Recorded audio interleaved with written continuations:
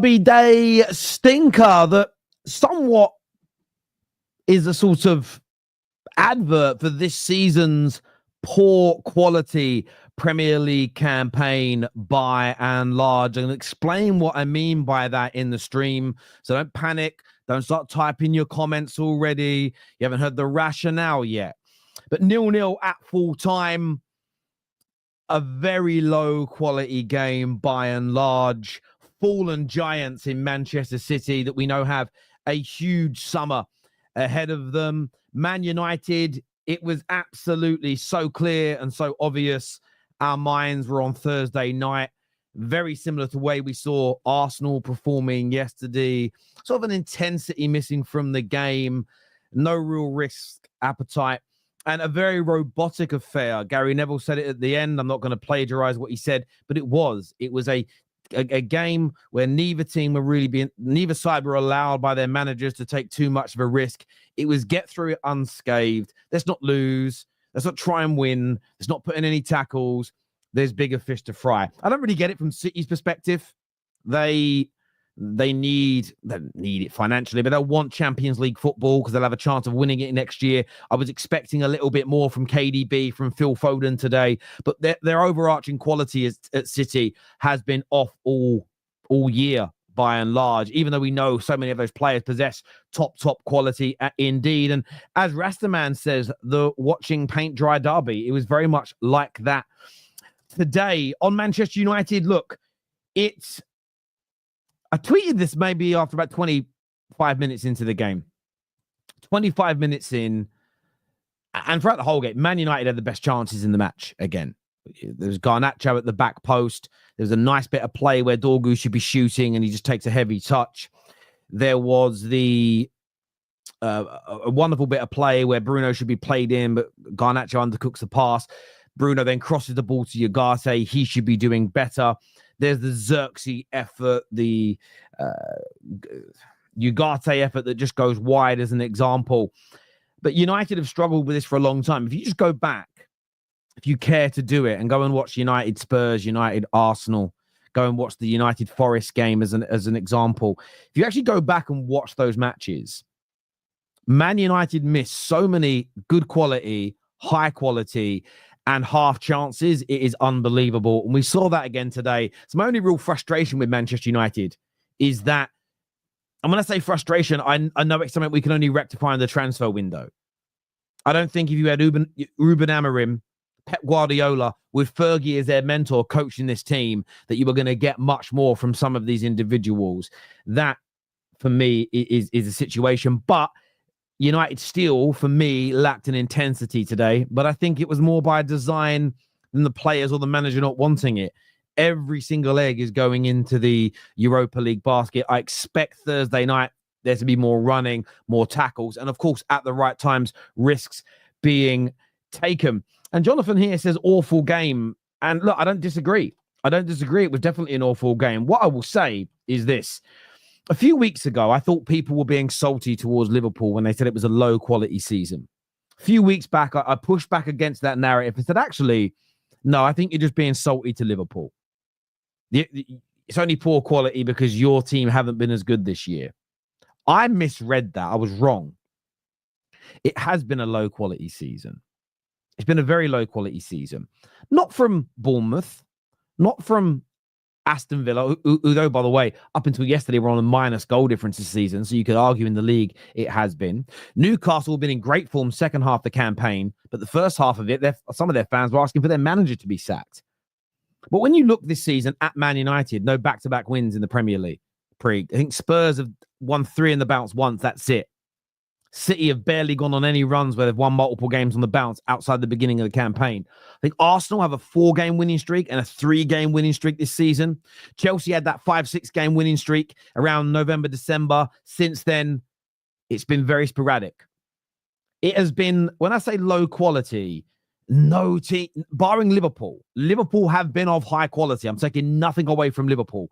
But everybody else, I think, pound for pound, has underachieved. City, Arsenal, United, Tottenham, Chelsea. In the Premier League, all of them have underachieved. Every single one of them is underachieved. And even if you want to get really pernickety with this, Newcastle, I would say from December onwards, have been out of this world, maybe a little bit before that. But where was that form for the first 3 months? Had they shown that form all season and that consistency, they'd be guaranteed a Champions League spot. Forest have punched above their weight and outperformed themselves, there's no doubt. I think Villa are where we expected them, give or take, to be.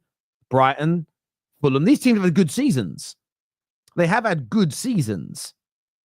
But it has been a low-quality campaign, and today just kind of epitomized that in every single which way. It's going to be a massive summer. And I think for Man City, I'm really focused on Man City for a moment. United, we know our problems. We know how poor this squad is. We've changed footballing philosophy mid-season. Everybody knows that 80% of this squad will probably not be here if the rebuild of the club and the squad goes according to plan. 80, 90% even of this current squad at United may not be here in 3 years. City, four-peat champions, started the season very, very well indeed. You could just tell that so many of those players don't want to be there anymore. They want that. Well, they're not going to get a full summer break because they're going to the World Club Cup. But I was surprised by City's lack of intensity today, chasing down a Champions League spot. Phil Foden dropping an absolute stinker. He had the only real great chance that City had to score, and he's fluffed these lines. I thought Mamouche had a good game, but he really didn't get service today. He had one very good effort from outside the box, well parried by the keeper. Dorgu came on, cooked the low for 10 minutes and got the low booked, and then stopped. KDB, listen, he's the legend of the Premier League, top 2 midfielders in Premier League history, in my personal opinion. But his body, his application, I think his mind is done, is finished. He doesn't want to be here. He just doesn't want to be in the Premier League or at Man City anymore. He is absolutely checked out mentally and emotionally, defensively. Again, that's probably the weakest part of City today. A better Man United players beat City today in terms of the way they applied themselves. It's going to be a huge summer for Pep Guardiola to rebuild this team, not just with individuals, getting the mentality back, the intensity, the driving games. I just thought that I get why Man United were a little bit tentative. We have a huge season-defining couple of games in Europe over the next 2 weeks. They don't have anything. They've got the FA Cup, but the Champions League qualification, I would say, is probably more important to them because they'll have a chance of potentially winning it next year. So you're going to want to be in it. They really, really will. But overall, as I say, it's just today almost was like the wrapping paper, was the poster boy of what an awful low-quality season it has been, especially from the so-called top 6, traditional top 6 sides. It really, really has been. Let's go to some of your comments about that. I will say as well, I wasn't going to mention it because I didn't want to trigger people, but I will say it. The refereeing in this game again was just an absolute abomination.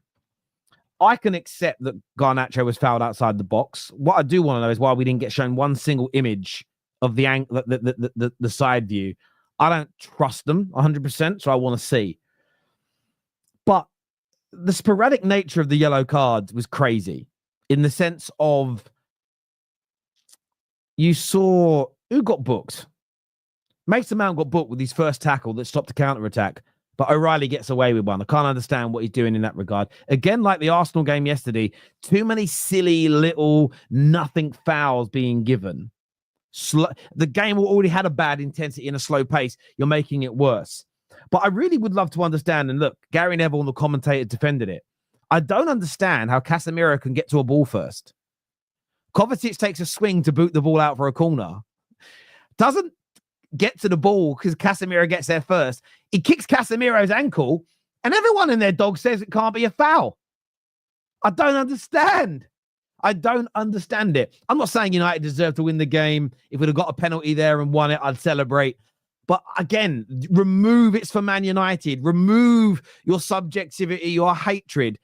Explain to me why,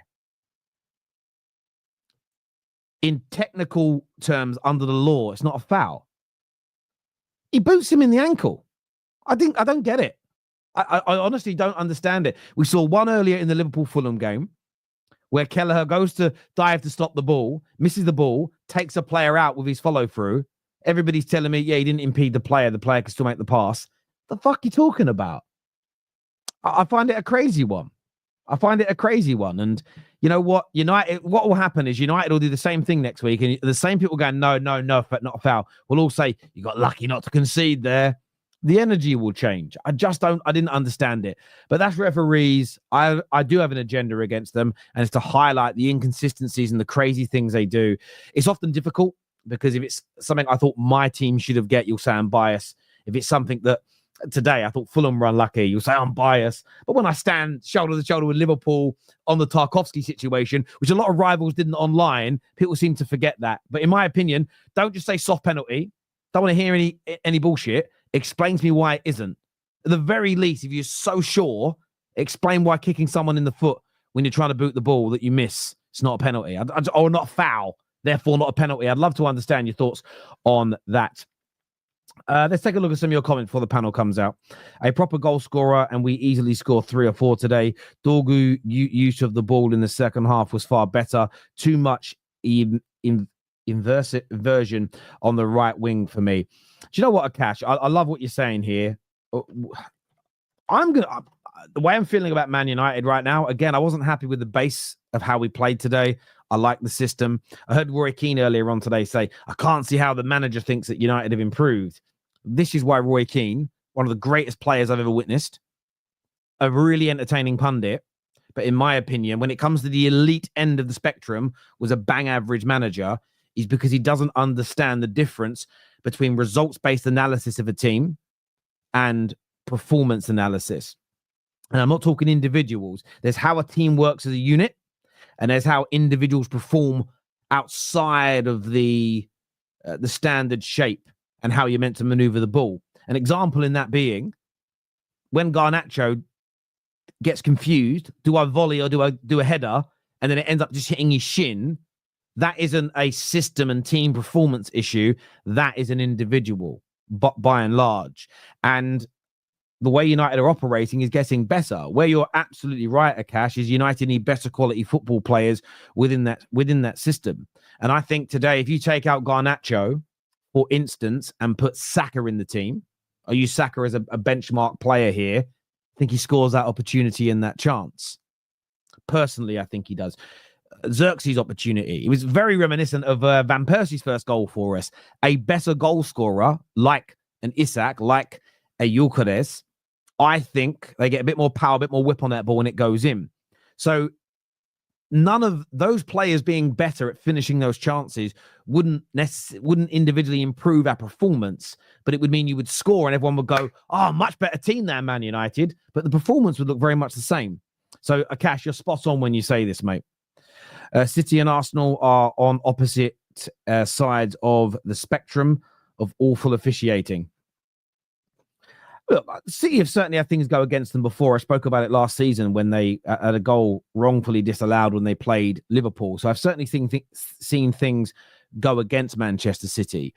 And look, some may say it's a soft penalty. I don't want to hear it's a soft pen, or I wouldn't give it. I want to understand a technical breakdown of why you don't think it's a penalty. And maybe you just think it's nowhere near enough of a foul inside the box, outside yes, inside no. That would make, at least it's an explanation. No way it can happen. All we get from the pundits in England is, no, that just can't be a pen. I don't think it can be. What the fuck does that mean? You've got to tell us why you don't think it can be. Break it down. Give us some substance. Crazy. I take a draw as Man United, as we're not been great all season, so we did okay. Look. I'm not that upset by the result. I'm more looking at this again, like the Forest game, like the Arsenal game, and I'm thinking, this is all on the recruitment team bringing in better quality this summer. I like how we're operating. I like the shape. Yes, but you sat deep, Terry. You can't sit deep against everybody. Well, if we add 5-6 better ball players into the team, you may not have to sit so deep in the games. So I think you'll see that also improve. If you're neutral and still watch that second half, I need you to close your eyes and point to your head and say I'm stupid. We are all what's up. We all knew what was up from that first half. Yeah, look, a lot of neutrals wouldn't watch the game. A lot of neutrals wouldn't watch the football match. But sometimes these are the important games to watch if you're going to talk and give opinions on your rival teams. You have to watch these moments. You have to understand the transition, because I get where you're coming from though, Blaze. College basketball is more entertaining than this. Sure, yeah, than this game, absolutely. But this is also what happens where the season feels almost over for most teams really early. You suddenly lack the intensity in the games. It's awful. I saw centre-back game, CB games that come down to the final seconds. I hear you. My God, that was awful. Subs impacted us negatively today. I'm still trying to come up with a logical reason as to why Pep left Nico Gonzalez on the bench when we have no dual winners on the pitch. Yeah, it was one of the worst performances City have had in Pep's era of dual winning. At halftime, they put a stat up, it's only at 28%. But Savio was on the bench as well, and I actually thought the one thing that could have hurt us was having two pacey wide players splitting up and create what that would have done. It would have opened up our middle slightly more. Instead, I know it was a very, very sad day for Jack Grealish when he scored his goal the other day, and I didn't realize he lost a younger brother. So I don't want to take this is not meant in any way as a dig at him in a week where he's remembering the death of a younger brother. In no way, shape, or form do I mean this horribly. But you bring on a very limp and a very ineffective player into a game where you actually need to spread the play. It was very weird. Again, very weird from a City perspective. I'm not going to lie. When I saw Grealish coming on, I had a sigh of relief. Silvio was on the bench, I think, right? Savinho, whatever his name is. I swear I saw him on the bench. I could be wrong. Why didn't he come on? I don't know. The system is getting better. They are getting into position, but the decision-making inside the box is horrible. Andre, this is the thing. Everyone that always said, I want a system, I want patterns of play, I want a style, I want to play a certain way. This is the issue. They all ignore the need for individual brilliance as well. I don't want a team that's full of individual brilliance. And this is what happens when you have very polarizing conversations. You need individual brilliance within a good system. Pep's system only gets the credit it does, if we look at Barca and Cities, is because you have KDBs and Højlunds and Riyad Mahrez's having their moments of individual brilliance to win them the games. If you take out the ability of Messi, the ability of what's his face? The David Villa as an example, or Iniesta, if you take out their individual brilliance from that system, it's not one of the greatest club sides of all time. And that was always my problem with those conversations. It wasn't they were wrong for wanting a set style and wanting patterns and wanting repetition and more organization, especially as most young players are taught to play now. It was the idea that having moments of individual brilliance was a dampener on the team. It's like, no, we need that. We've got it. We've got it with 5, 6, 7 players. Let's now create a system. Right now, what we have is a system, but we have barely anyone who can influence the game with an individual moment of brilliance. That's where the transfer window comes in. It really, really is, in my personal opinion. We're going to get Kel, we're going to get V, we're going to get KJ and Sunshine on the show in a moment. Make sure you've hit the like button if you haven't done so already. Man City fan here says, Pep Guardiola, what's wrong with you? Stop picking Bernardo and Gondo. I don't get it, mate. I don't get it. But I've been calling it out all year, and all I've been told by the likes of Hamza is he's tried everything, Pep. The one thing he has done is tried the wrong thing too many times. Man United have no legs in midfield. So what did he do today? He put all these old men in. I was like, fuck me. Cheers, Pep. Jesus Christ. Terry hating on Grealish. Okay. If you think that, then you think that. You needed speed and width. That would have opened up our middle areas, that would have given your midfielders more time on the ball. Grealish isn't going to do that, especially if he's central. You're just putting another body into a packed out middle. There we go. I dozed off in the first half, woke up in the second. I've never fallen asleep during football before. I don't even know how that's possible for me, but I get you. Ten Hag finished 8th. This manager is about to hand us our worst points total in a whole season. Embarrassing that. And he's waffling shit in press conferences saying he will win the league. First of all, that's not what he said. He didn't say, I'm going to win the league next year. You're going over the top. But what you're doing, Jamie, is you were looking at results-based analysis in the short term. And you've missed out a really important thing that he has said. Now, you don't like him, but you can hold him to account on this, Jamie.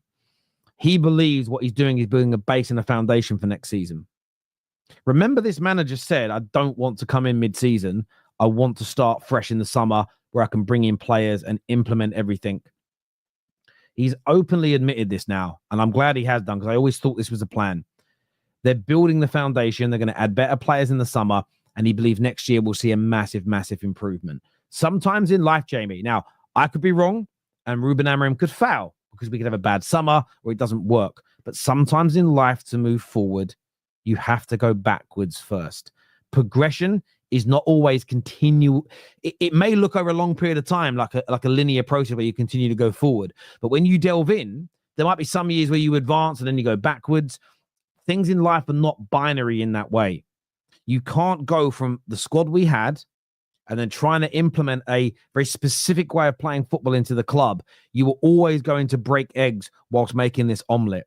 I've always said, you could be right, Jamie. We could have another terrible year next year. We could be wasting our time. I'm not saying you're completely and utterly wrong. What I'm imploring is Man United fans to keep their counsel, to remain as supportive as possible, and to give it some time. Because I think, Jamie, you might regret saying this in a year or so. Do you think you might regret saying it is all? Give it a bit more time. Let's buy some players for the club that suit how we're trying to play football. And I think you will see a marked improvement. But what he's also said, which I'm sure you would like to know, is that his aim is to make us good enough to win the league. Why is that a problem? Why is saying I want to make us good enough to win the league an issue? I'd love to understand that, please.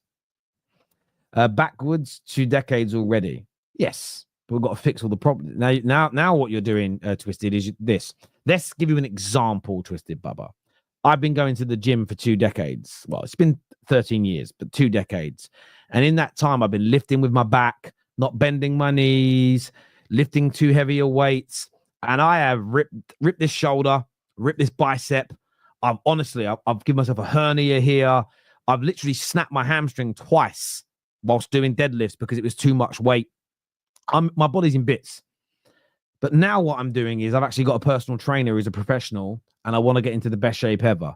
Do you know what's probably going to have to happen before I can do that? Is operations, physio, and rest.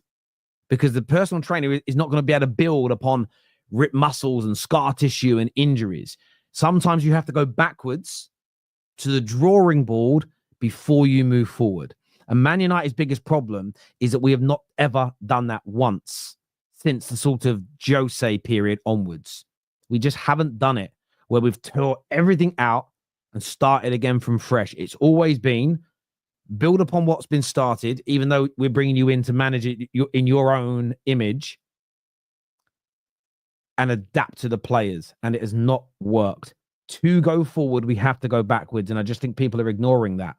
We really, really are. Again, everyone who disagrees with me, what I'm still waiting for now, for 9 years, show me the example of a club our size who've fallen this far, they've chopped and changed so much with managers and styles and systems, have created a Frankenstein squad in a highly competitive league, who have just gone from shit to being brilliant with the snap of your fingers. Show me the examples.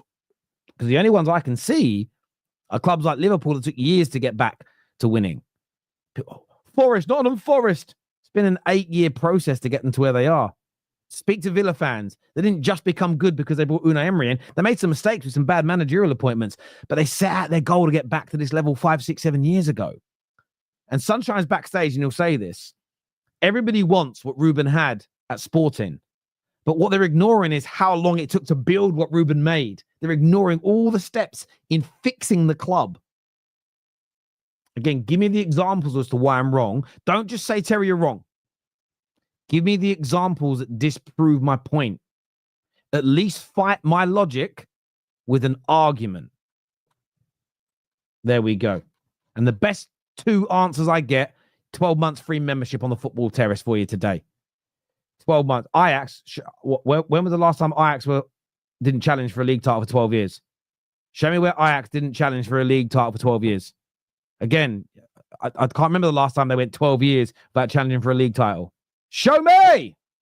Show me, baby! Show me. Come on.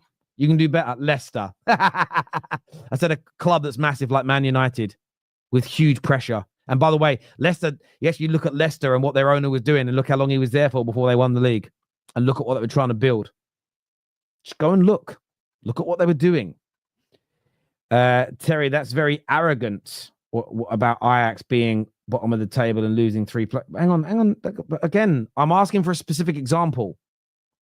If you're saying what Man United doing isn't going to work, you've got to show me cases and points. Come on. That's what an argument is. Doesn't mean I'm right or you're wrong and I'm right. Show me your arguments. Your arguments, not insults, not ad hominem attacks. Show me your arguments, my people. Come on. Let's have an actual grown-up conversation. Bayern Munich. When was the last time Bayern Munich went 12 years about challenging for the league title? What are you talking about? Come on now. You just clutch him. You clutch him. You are clutching. Time for the panel now, people. KJ's here. Sunshine, Kel, V, Cameron, Judge Mo, all on the show. Welcome. I'm going to go to you first, Kel. What did you make of City's performance today in the derby? Well, first off, I would like to apologize to all neutrals for one of the worst fucking games of football I've ever watched in my entire life. And this is all on the manager. It was a terrible starting lineup. That midfield 4, we have seen over and over again. Not good. Why is he starting all of them in the game? Our problems have been we need a DM all season. We get one in January. When he plays, we look better. Gundogan looks better next to Nico. Why was Nico on the bench? Why did he not get a single minute in this game? That's on the manager. We knew they were going to come with the back 5. Why are there no wingers at all? All on the manager. I'm just really frustrated. I'm getting sick and tired. I predicted that he was going to do this. I'm calling this the old lineup. They always play in these big games, and they always underperform, and we keep seeing it over and over again, and I'm just getting really sick and tired of it. We had a chance to win this game. This is the worst United team I think I've ever seen in my life. And he rolls up, and it's like Pep wanted to play down to them. Like, he had a lot of good players, and he left them all on the bench. I just didn't understand it. Again, sorry to all the neutrals. That game was terrible to watch. We looked feckless. We looked pathetic. We looked awful out there. And I think we really had a chance to win this game, and the manager just didn't want to win it. I don't know why Kevin De Bruyne was playing as a false 9 in the second half. That was like stupid. Like, Marmoush has looked fine as a striker. Why are you putting him out on the wing? I don't get it. Foden clearly has nothing. I don't know what's going on with him, but he doesn't deserve to play. And he showed nothing again. And I just didn't get the substitutions. Like, we needed to win the game, and he brings on Rico Lewis and Jack Grealish. Like, what are you doing? I'm getting really fed up. And now I was very confident we're going to be a Champions League football. Now I'm not so sure, because we needed to win this game. Chelsea dropped points. We could have gone ahead of them, and Pep decided to do that. So I don't know what's going to happen. And I'm clearly very angry about this. I hear your frustration. Look, Man United will get onto us. We're not playing for anything in the league now. We're just not. You guys are fighting for a Champions League spot. I was very surprised by the lack of intensity, risk-taking, formation. I completely agree. V, do you echo that as a City fan? Do you feel that Pep got it absolutely wrong today? And if so, why was there a lack of desire to win the game? It's such an important point of the season for you. Yeah, I think Pep got a few things wrong today. I think, well, first, you know what I gotta do, Terry. Credit to United, credit to the game. It's a derby, so it was going to be a fight to begin with. I mean, I'm disappointed because I know the quality that the City have, and I felt that we didn't play up to that. And we know the quality of what United's been all season, and I think you guys actually perform better than your quality shows with regard to the standing. So I was disappointed that we weren't able to get the win. And when I look at what Pep did in terms of his starting 11, I was like, all right, okay, let's see how this plays out. You got options on the bench to have some difference makers. And obviously when the tired legs kind of kick in that we would have expected for KDB or a Gundogan, he would have the subs to make. And he didn't make them. He didn't make subs to go and win it. He made subs to like just play for a draw. And it's surprising to me. We are playing for top 4, top 5. We're playing for the FA, which is later in the season, but this did not make any sense to me. And I said this, Amarin, though, for whatever reason, he plays or he organizes well versus the big clubs, versus the big matches, right? You can't take that away from him. I know it's disappointing with where you guys are at in the standings, but for how he's managed against the bigger clubs and the bigger managers, there's a manager there. And I see why Ineos are showing patience with him. I'm disappointed, man. I don't know. I don't know what it is. It's consistent all season long with us not taking advantage or us not making some of the changes. And the changes are there because of what we did in the January transfer window. We could have changed up what we did in the midfield. We could have attacked more aggressively with the players that we have in a Savinho or a Doku. And especially with Marmoush, I agree with Kels. We saw KDB playing false nine. And why? Like, he doesn't have the legs anymore. That's why he's leaving at the end of the season. No, but so why see, in the must-win game are you using him that way? I don't get it. But see, Kels, this is what I kind of get. He doesn't have legs, so just keep him up there. But he doesn't have enough pace to actually make it threatening enough. And I don't know. I don't know. Maybe this was a match where it's like it's your last derby, KDB. We know this is a farewell season. It's your last derby. We're going to give you that time to maybe get a result or get another moment for us. That's my only understanding to why he force played KDB this way. Yeah, it was very. I mean, I didn't realize what they said in the game. KDB hasn't scored at Old Trafford since 2016. It's been a long time. So putting him in a role where your main job is probably to score, felt to be a strange one indeed. KJ, from a United perspective, you know, we'll get onto that in a minute. Were you surprised by City today? Did you expect more from them, considering what they're pushing for in the league? Not really. With that lineup, I saw that lineup and I was like, you know what? We might be all right today, and we were. The old man trio in the midfield. It gave Casemiro a chance, Bruno a chance, Ugarte a chance to compete. We've seen what happens when Man United go up against younger, fitter, more robust midfields. We struggle, and Pep decides to put all the older guys who are, you look clean on the ball, but whoa, hold on, KJ, hold on. What now? What's wrong? Are we going to now refer to players that are 30 years or 29 years old? Bro, I'm 29, fam. If I was playing football, I'd be called uncle. It is what it is. Okay, you know all right. I'm just looking for the consistency. Okay. Yeah, I call everyone old man. When the average age is like 30, that's like the average age of the midfield was like 30, 31 today, wasn't it? So like that's pretty old for average. Yeah. KDB's 33, Gundo's 34, Kava and Bernardo are both 30, but Bernardo honestly has been playing like a 35-year-old. He has no legs. Like when Henderson lost his legs, they're gone. So metaphorically, you can tack on a few extra years. That's just too old. It's too old in this league. Okay. It's too old for all four of them. Put someone younger in. In grand scheme of life, any sport, 30, any sport terms, any sport, not just football terms, sports terms, they're old men. So, but the thing is, Man United struggle against younger midfields. Pep didn't do that, and he gave our midfield a chance to compete, and you saw it. The amount of duels you guys lost, the amount of times that the ball was bobbling, and we would actually win the ball because your guys weren't strong enough to win it back. Yeah, or dropping too easily. Yeah. Huh? Or we're dropping too easily with a little bit of contact. Too easily, getting muscled. And then the wide play, I thought if you're going to play anyone or any two wingers against Man United, it's clearly Savinho and Doku from the start. Maybe if you keep one of them off, cool. But play some speed against Man United and you got a chance. And Pep didn't do that. So seeing that lineup, I wasn't really too stressed as I would be if I saw the likes of Doku starting, Savinho starting, maybe Gonzalez in the midfield, you know. So yeah. But overall, for Man United, it's frustrating and disappointing because another performance where solid at the back, we've competed in the game, we've made chances, and these guys up front just don't know what to do with themselves. They're missing headers. They're missing tap-ins. They're just shooting at the keeper, not getting shots on target. At one point, we had 11 shots and 2 on target. We created all these chances and openings, and Ederson weren't tested. I was just confused. The 2 on target were of quality. Ederson did. Yeah, but like, if you're telling me, made a good save.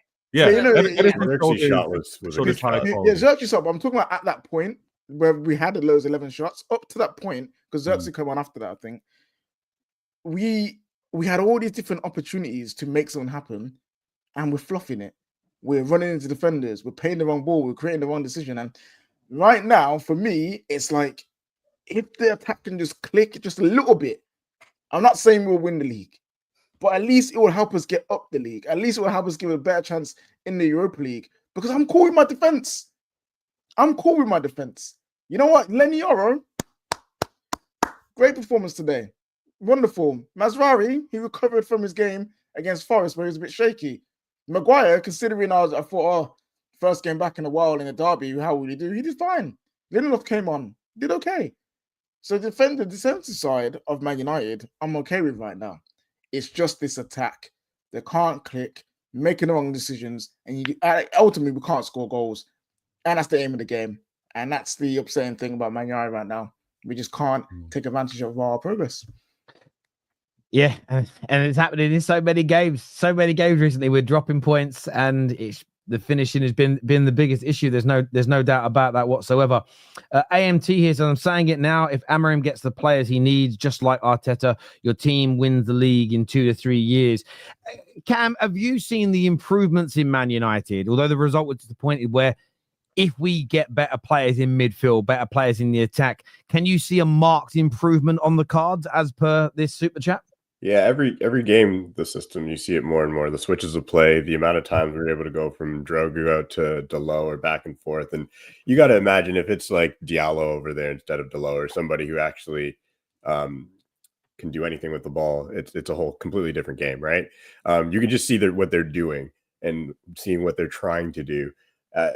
Garnacho just it's tough, man. Like if we get a proper second 10 in that position, like the amount of times he was on the ball and you could just see it dribbling into a blind alley, just knowing like nothing's going to come of it. It's kind of getting frustrating to the point where you just know when he's getting the ball in good spots, he's doing what he can. Like it's just he's not good enough for that role.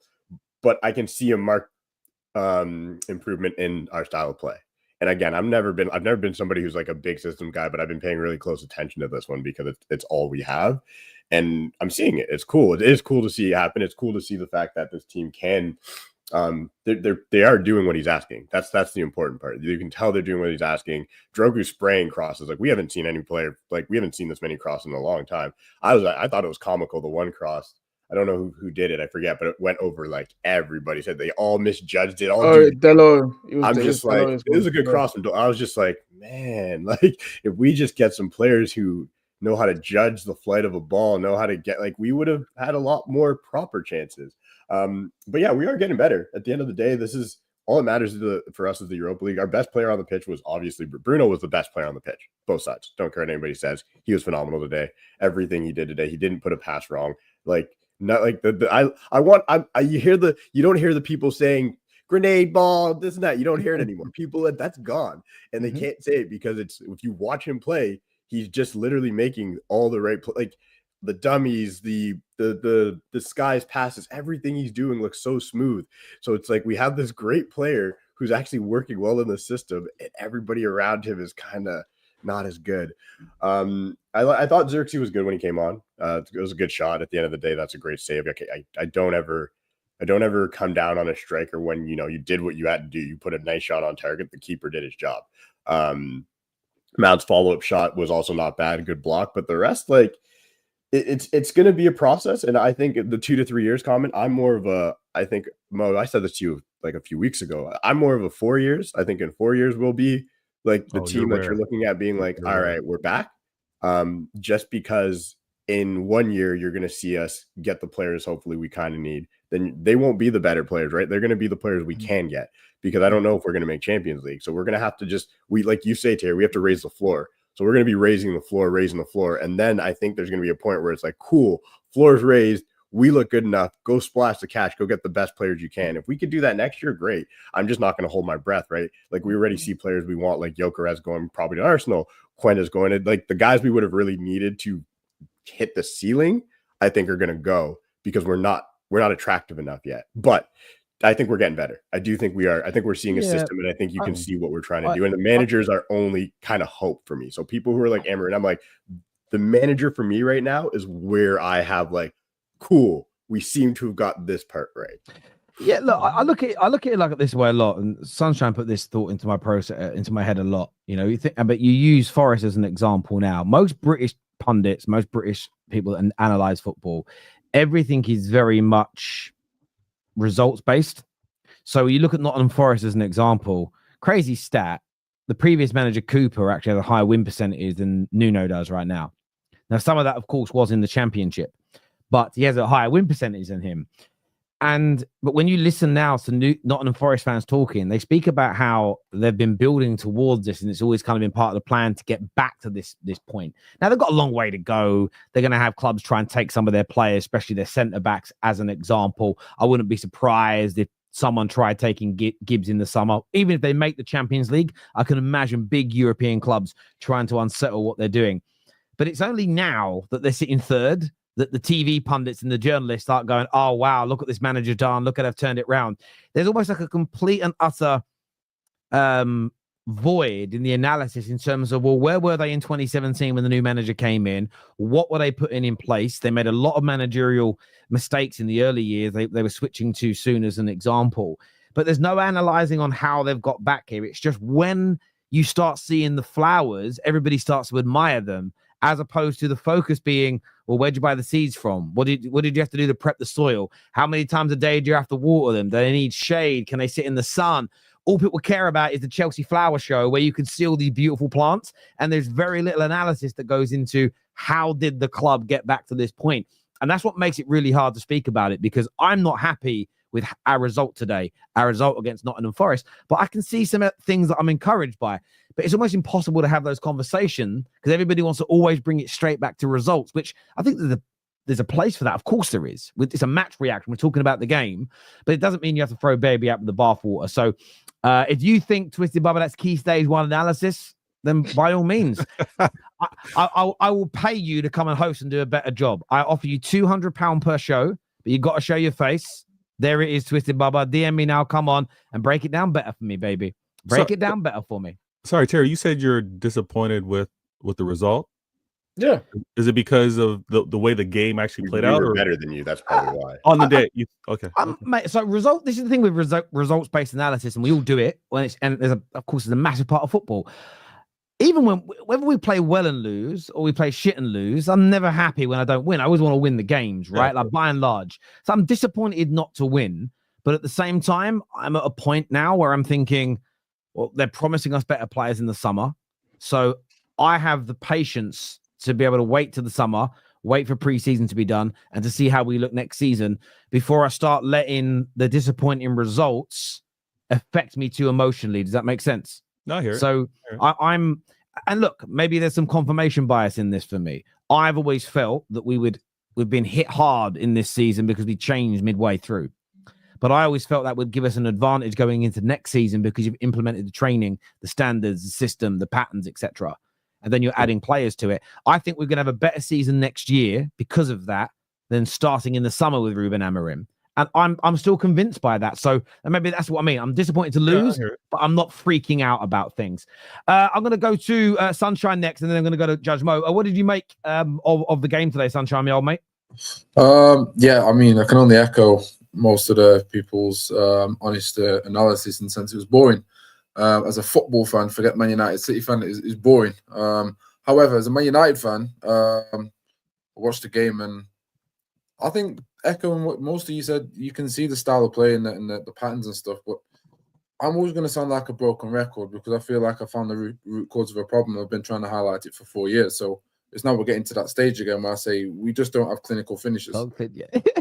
You know what I mean? Like we don't have it. And the reason I hope people understand why I say this, Terry, is for the simple fact that when you have a system, doesn't matter what system you have, if the system gets you to the stage where you can have opportunities to score goals and then it's based on the individual brilliance to bag the finish. If you bag the finishes, then you start to go, oh, the system works. But you're not realizing that the system's been working up until you don't put the ball in the net. And this is why, again, with Ten Hag, with Van Gaal, with Jose, I've been saying the same thing. It doesn't matter what style or system you play.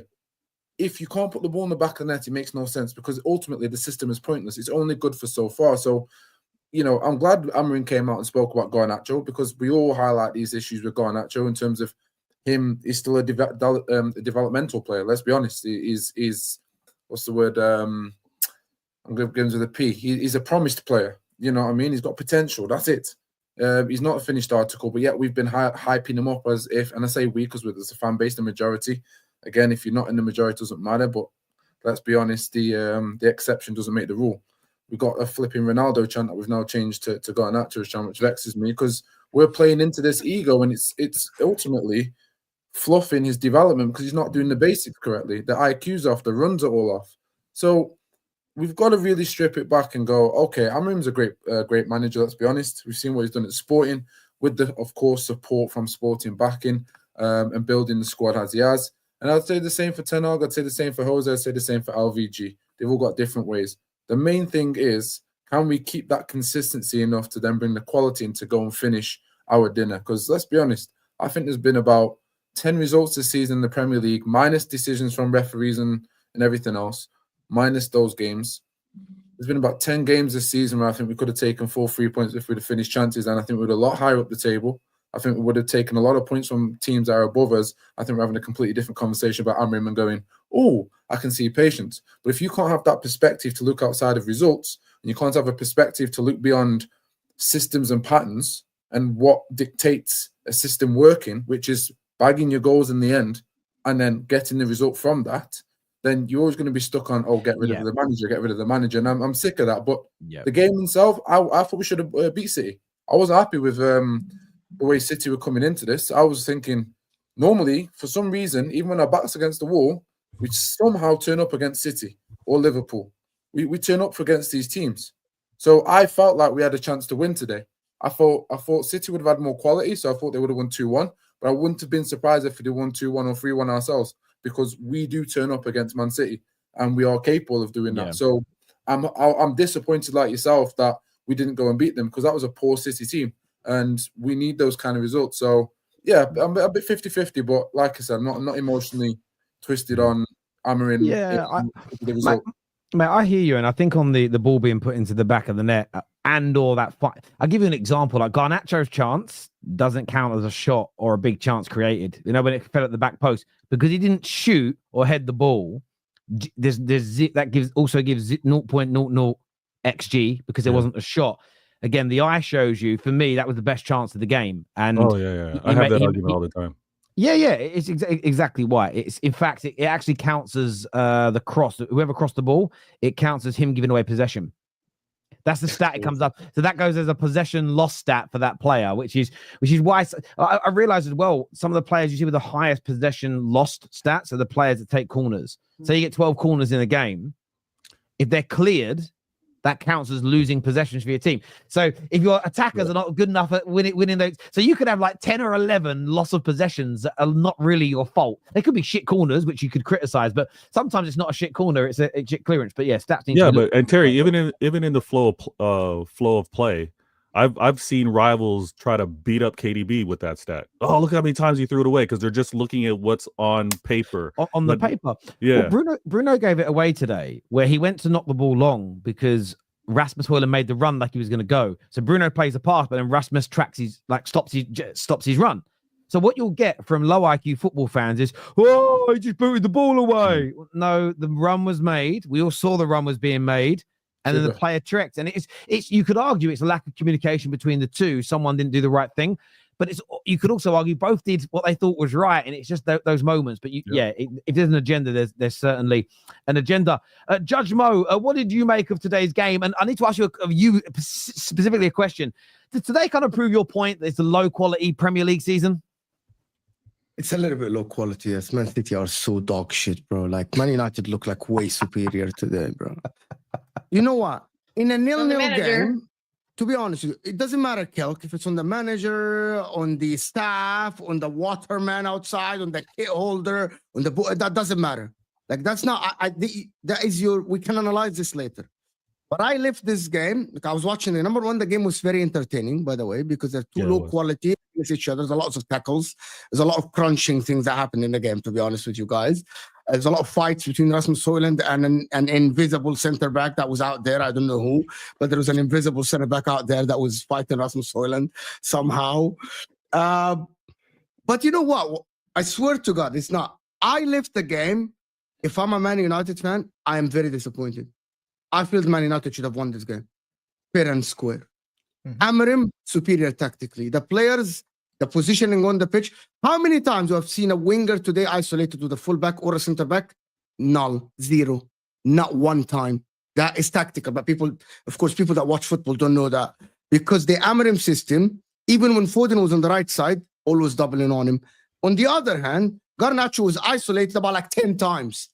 And if he was a better player, he would have dribbled. To be honest, if he was a better player, would have dribbled. Diego Dallo got into crossing positions about like 15 times, crossed one right, like 14 wrong.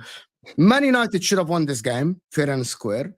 It's another adrenaline game for Amorim that is setting up very, very well against a team that is known. Maybe he needs better people in the background to study the lower opposition teams. He can only study bigger teams like Arsenal, Chelsea. Bro, okay. You cannot tell me that the team that you watched today would struggle against Crystal Palace, Fulham, Ipswich, and these teams. Like it doesn't make any sense against Leicester. It doesn't make any sense. For Manchester United, I say that Bruno Fernandes was very good. Garnacho was not bad in terms of trying on the ball, couple of touches, but the final decision making for Garnacho, oh my word, it's horrific. To be honest, you know what's crazy? You know the first free kick we got in the game, like the first what? You know that's a penalty, right? Does anybody? No one. Why? No one. Why? Because okay, with all due respect to everyone, and I'm gonna call Terry here, right? I know that a lot of people make a fuss about Arsenal, and you put it in. It's clearly on the line. The line is part of the 18. Hang on, Mo. I have said earlier on in the show, I said what I called out is that we have not been shown any angle other than the normal TV angle. And I put a tweet out where I just put like a thinking emoji because for me, it looks very close to the line. And at the very least, it's like we all do this. If VAR gives offside, we all want to see the fucking lines, right? So you're telling me it was on the line, not in the box. Just show me the evidence, because I will be honest, I don't trust the PGMOL. I don't trust them as far as I can throw them. We've seen the mistakes. We've seen what they've done. We've seen the mistakes they made. Earlier on today, Kelleher cleared out a player when diving for the ball, the same way that Edison did against Nketiah, and they just said it was a natural coming together. Yeah, that to be honest, I watched it plenty of times. And I still think at least it was worth a review or a closer look at it. You know what I mean? Like, because I thought the tackle continued on the line, and the line in the law is part of the 18, and it should have been a penalty. You can shake your head, you can shake your head, V, but the reality is I didn't show enough evidence. And in my opinion, in my eyes, I was sitting. I'm like, that's a penalty. It looks like the irony of me shaking his head right now. He was so sure that the MLS falling into what's his name was a stonewall penalty, and this is like, to me, it's just like I was waiting. Why are you boosting, Cam? Why is Man United? Why is Man City? Why are you boosting? I didn't say stonewall. I said I can see why they gave it as a pen. I didn't say it was clear for 20 minutes about why they gave it as a pen. I didn't say. I didn't even mean to get to the penalty point. Man City fans are so crybabies. I'm the only one on this panel that City and KJ will attest that I don't like Man United. Definitely, I hate Man United. He does hate them. But I'm gonna put it on the screen, right? I'm gonna put it on the sorry, KJ, I'll come to you next. I want to put it up on the screen, right? I was uploading it now. For me, when I look at that, that's where the contact of the leg goes in. For me, I still just want to see the side angle to make, because if someone said to you now, you haven't watched the game, if somebody said Man United got a penalty for that, your brain would go, well, it was on the line. If somebody said Man United got a free kick, your brain will say, oh, it must have just been outside. Why can't they show us the opposite angle? Like, for me, I also want to know why, if Garnacho is going to pass that ball to Bruno, I want to know why it's not denying a clear goal scoring opportunity as well. But, I want to see the angle. I do want to see the angle. Mo, my gut feeling is it's just outside the box. But I do want to see the angle. I want to see the angle. You're a little bit the host and you're neutral. I'm here to say my opinion. I think this is on the line. And you just didn't want to ruin the game. No, Mo. I'm just telling you, bro. Mo, I'm telling you. There we go. Wallahi, I'm honest. Wallahi. I know. Wallahi, I'm honest. Yo, hear this though. Just look where Bruno is. His toes and his knees are literally on the line. Respectfully, he's covering. Garnacho looks to be behind Bruno by an inch or two. But they are both leaning towards the line. But there's a difference between leaning over the line and being on the line. If his body, but the tackle is on the line, Sanjay. No, but I don't believe it is, because look where Bruno's feet are. If he's been tackled by his feet have to be on that line, right? on the point of No, attack. but not really. By the way, not really. By the way, you can push someone inside the 18. Sunshine, this is where we see it differently. I feel like Bruno looks like he's behind Garnacho. Oh, swear off. Yeah, just for me, it's difficult. But you know what's crazy? We can all sit here and debate this until the cows come home, and I'm going to go to KJ next. But just show us the opposite angle, because we know they've got the angle because they have to. There's a camera that follows the ball for offsides for the lines. So there is a camera angle that shows us. I want to know why. Yeah, I don't know why they haven't show it. What's the rule on? Because you said denying a clear and obvious. Is it only if it's if there's a guy behind? I think it has. I think it has to be the guy that's in. Yeah, that's what I thought. Because I mean, even though he's going to square the ball to Bruno, who's going to it's not quite because he has to pass it to him. So don't think it fits. But KJ, you were going to say something. Sorry, mate. Yeah, my point even wasn't to get onto the penalty at all. Is to talk about Garnacho's decision making. I actually feel that he actually could have passed that earlier to Bruno. He could have done, and that just again showed me our decision making in the final third, where it's like, okay, we're through on goal. All you need to do, 2 touches, bang into Bruno, take a shot. But he decided to take the 3rd touch to go inside, and I'm like, where are you going? If you got the pen, you say, cool, like, well done. You know what I'm saying? But like, again, it's in those little moments where it's like, I know we got a yellow card, I know we got the free kick close to the box. But I'd rather the shot from Bruno than the free kick, because that free kick makes that pass. Can I make another thought on City before Hamza comes in and does the monologue? When I'm watching Manchester City, love you, Hamza. When I'm watching Manchester City, and all Man City fans, how many players do City need to actually go back to be competing again next season? Genuinely, I was asking myself this question when I was. What do you mean competing in the league or for all trophies? This is Manchester City under Pep Guardiola. Pep Guardiola doesn't compete for one trophy. You know that every year Pep Guardiola targets at least 3 out of the 4. He plays the second team in one trophy. So he targets 3 trophies every year, and he kind of ignores one. He plays the youth team. When I'm watching the City team, yes, Rodri comes back, but how many players? Is Foden gonna be a star again, or that was just a one season and he was good? Is Doku gonna ever come good? Is Grealish gonna ever come good again? What about Savini? Why didn't he play today? What about Kovacic, Gundogan, Rico Lewis, Matthias Nunes at right back? You're linked to some players, and I know there's a lot of shows about oh my god, the transfers. How many players? Edison.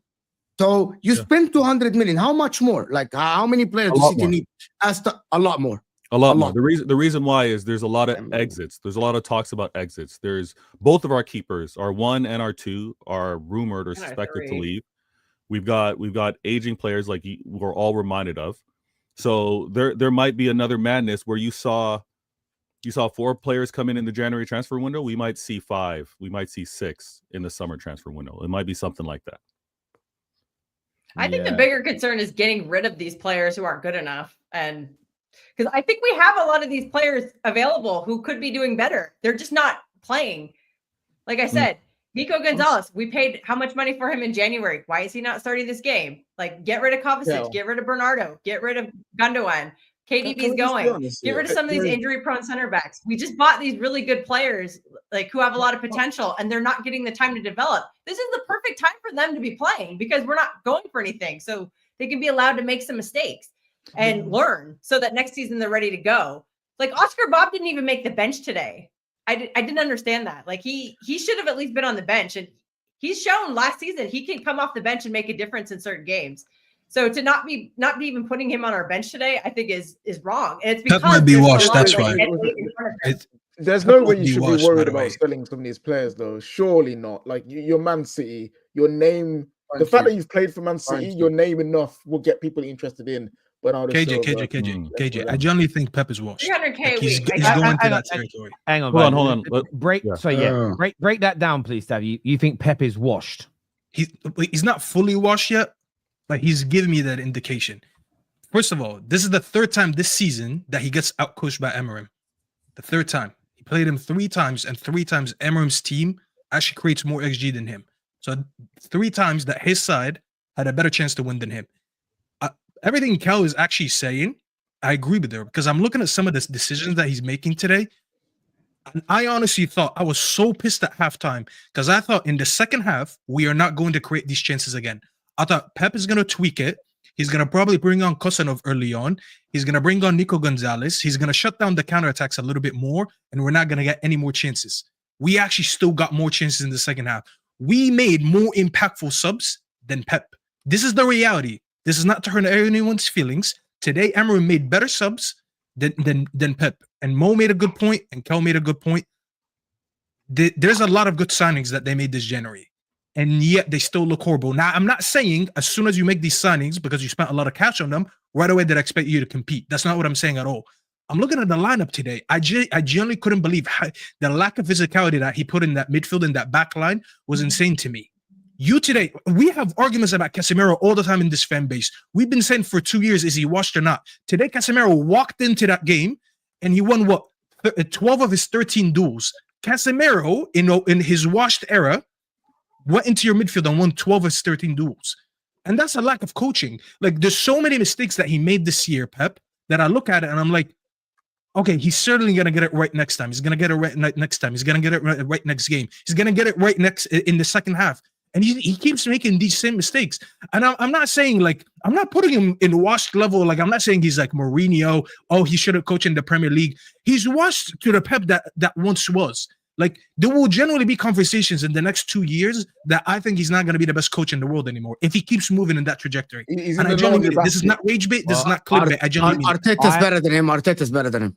No, he's not. I want to say, Mo, since you mentioned Arteta, sorry, Amorim this season alone has in those 3 games that he's played Pep, he's coached 3 games with more XG than Pep.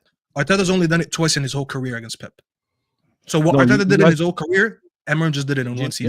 You guys have a quality manager. Like, they're like the United fans that are doubting him. They really need to take a step back and see the larger picture and really dissect the teams of who he has success against. And I forget who made the comment with regards to why are you able to fix up versus the larger teams and not quite have the right scouts for the lower. Mo said that, right? So you can see that there's a manager there that just needs to get more familiar with the Prem. I like what Staffy had to say, because you want your manager doubted, right? You want your manager to have questions, because that's when they usually turn it around.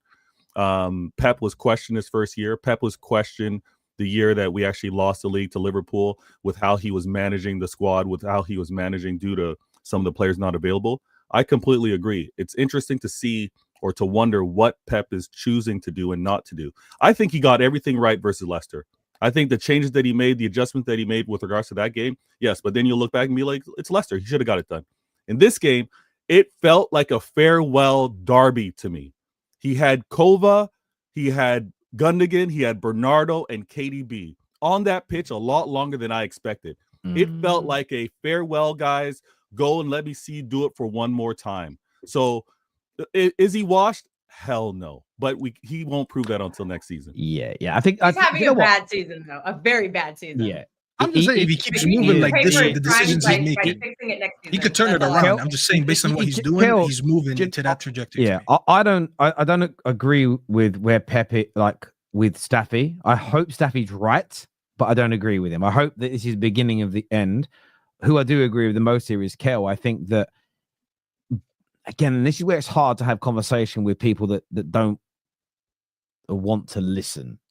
By his standards, by the elite manager standard, by the standard of the peak Jose's, Ancelotti's, Pep's, Fergie's, it's a terrible season.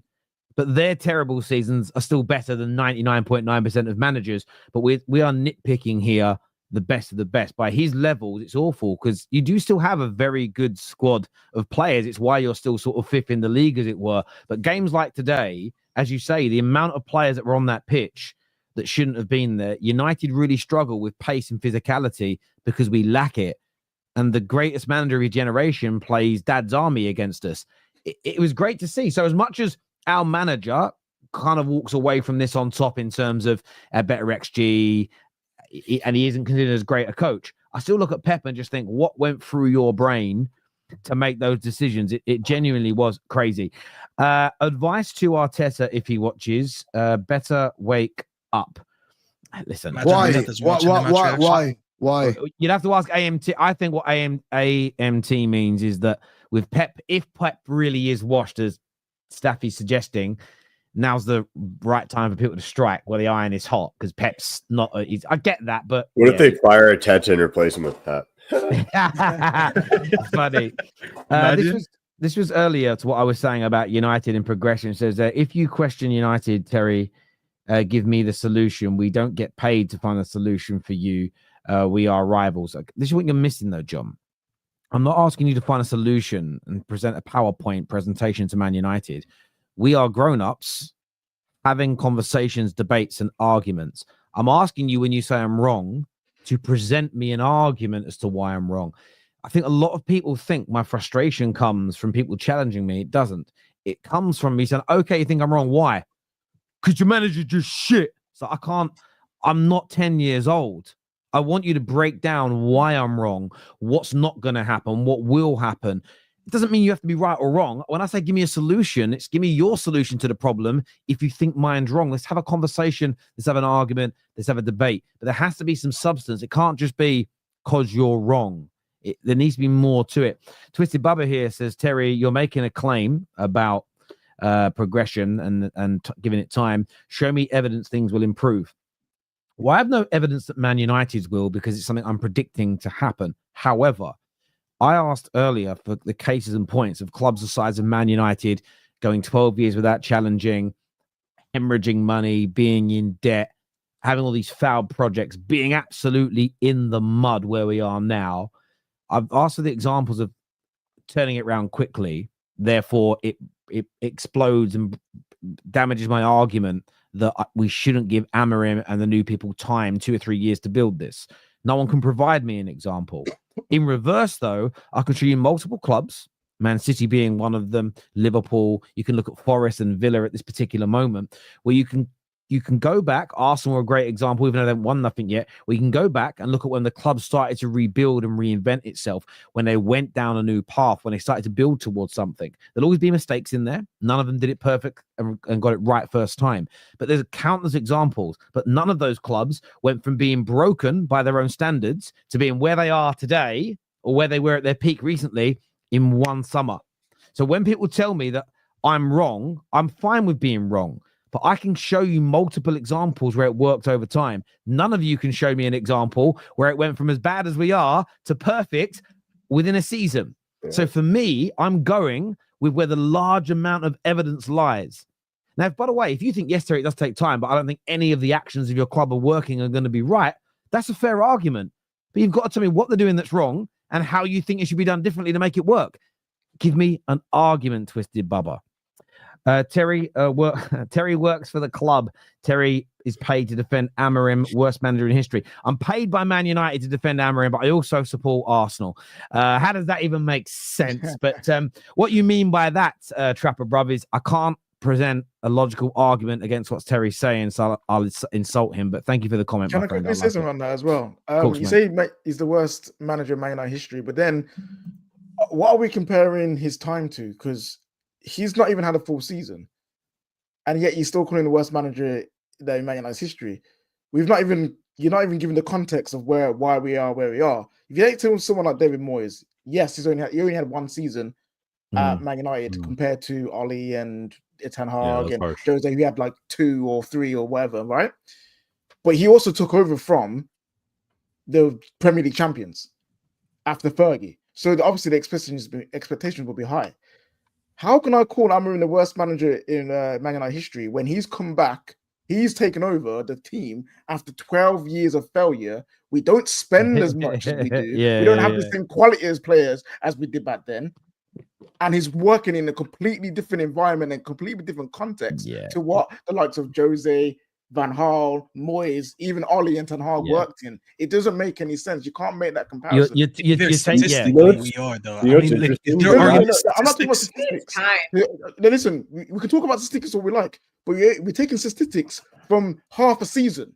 We're not taking the statistics. You must see this a lot, Staffy. You work in business, and obviously America's going for a lot of stuff at the moment. And this happens every single time, like a president takes over in your country. It'll be like, oh, right now he's been president 5 months. This is the worst the stock market has been in 22 years.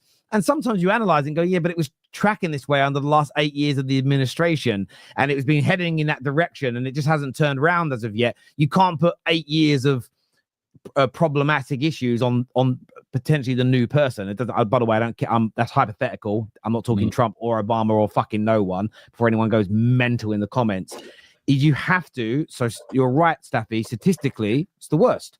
But we can't ignore, as Man United fans, the context of how we got here. For me, Moyes, I put Moyes much lower than him. Moyes took over a title-winning team where the dressing room and everything still had all the mentality of prior. What he did by coming 7th is far worse than picking up the mess 12 years later of all those failed projects that we all spent, collectively?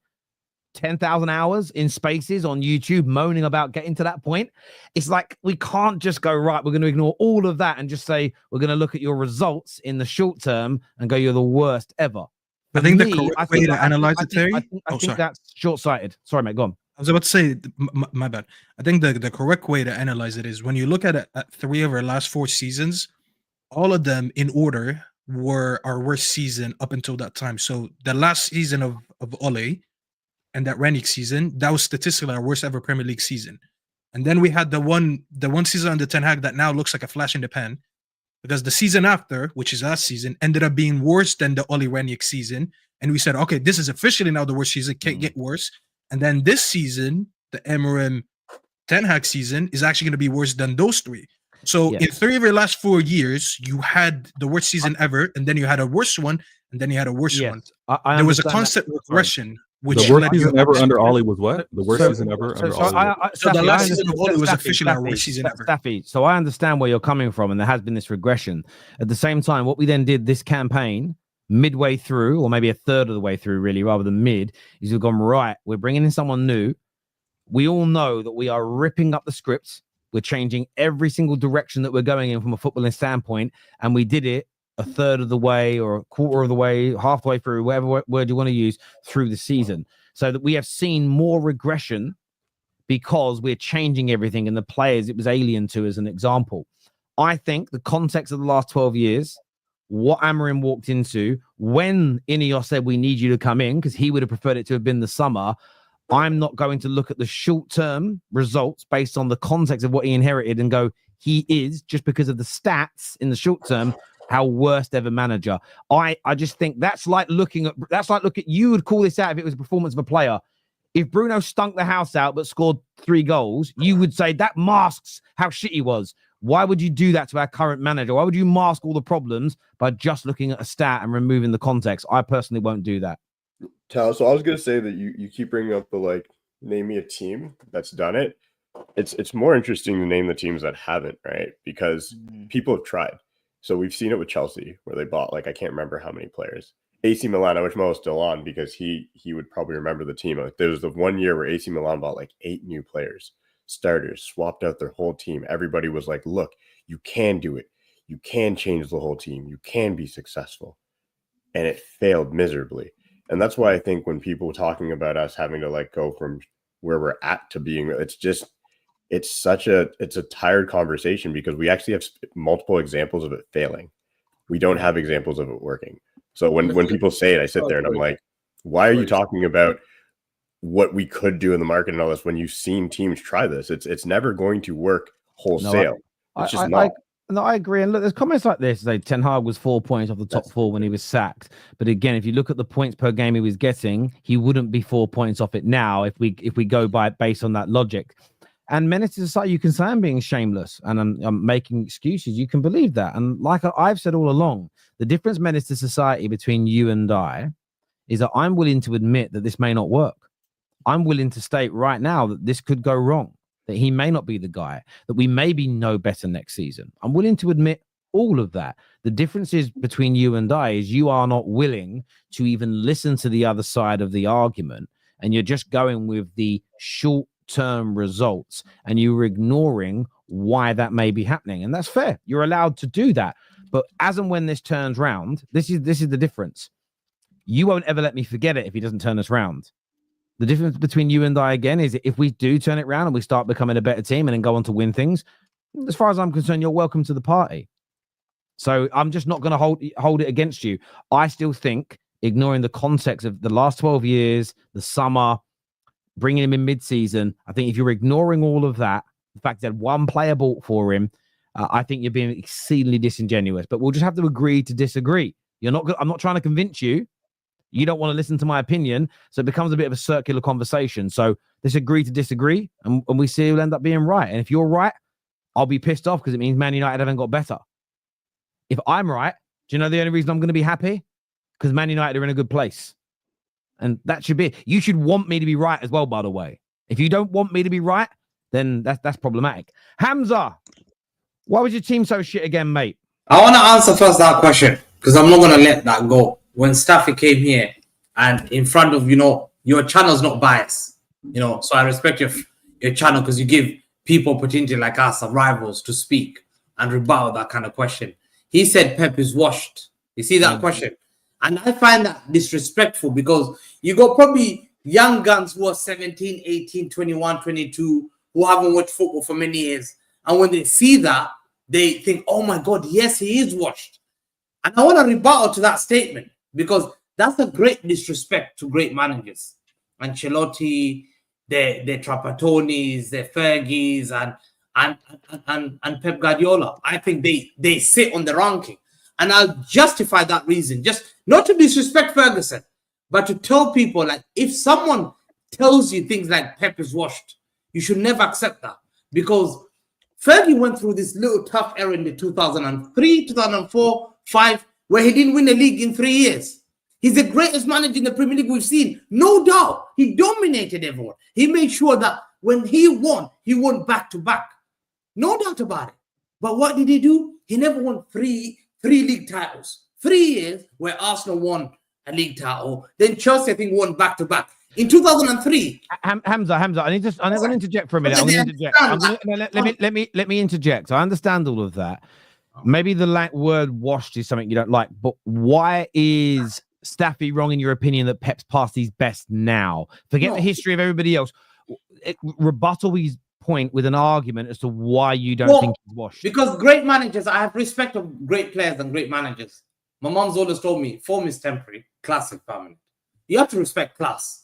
You have to respect class. Hamza, Hamza, let me stop you again because I want to get an actual answer from you, right? I get respect in managers and players that have been great. Yeah, I'm coming back to that. Let me answer. Then when you say form is temporary and class is permanent, that isn't true.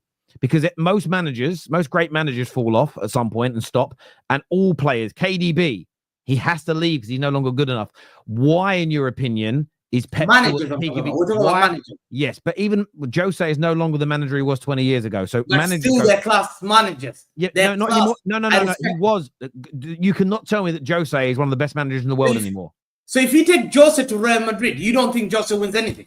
Well, then why are none of the big clubs trying to sign them? This is what you got. Because he's won everything. He's gone through all the clubs. So can you just give me an argument? Okay, let me give you an answer. Let me give you an answer about this Pep issue. Yeah. Great managers make mistakes. They make mistakes. It happens. Yeah? For a fact that Pep Guardiola's mistake can be that one thing I told you about. The small squad was going to kill him. It did kill him.